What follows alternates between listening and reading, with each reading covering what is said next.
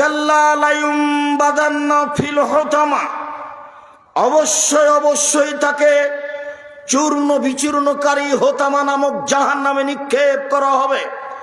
ওমা আদরাকা মাল হোতামা, মুহাম্মদ সাল্লাল্লাহু আলাইহি সাল্লাম আপনি কি বলতে পারেন চূর্ণ বিচূর্ণকারী হোতামা নামক জাহান্নামটি কি? আপনার কি এই জাহান্নামের পরিচয় জানা আছে? আমি বলি নারুল্লাহিল মুকাদা, তা হচ্ছে জ্বলন্ত উত্তপ্ত আগুন। জাহান্নাম বলতে কাকে বলে বলেন তো দেখি? জ্বলন্ত উত্তপ্ত আগুনের নাম জাহান্নাম। মহান আল্লাহ বলেন সাউসলিহে সাকার, অচিরে আমি তাকে সাকার নামক জাহান্নামে নিক্ষেপ করব। ওমা আদরাকা মা সাকার, মুহাম্মদ সাল্লাল্লাহু আলাইহি ওয়াসাল্লাম আপনি বলতে পারেন সাকার নামক জাহান্নামটি কি?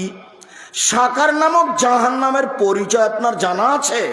আমি বলি লা তুবকি ওয়ালা তাজার, সাকার এমন একটি জাহান্নাম যে জাহান্নাম মানুষকে ছাড়বেও না, যে জাহান্নাম মানুষকে মারবেও না।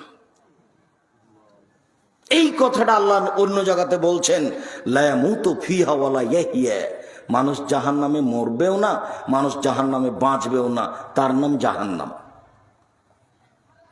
আল্লাহ এই কথাটা অন্য জায়গাতে এভাবে বলছেন ওয়াতিহিল মাউতু মিন কুল্লি মাকানিন ওয়া মা হুয়া বিমাইয়াত, মরণ তাকে চতুর্দিক থেকে ঘিরে ধরবে জাহান্নামে, কিন্তু সে মরবে না।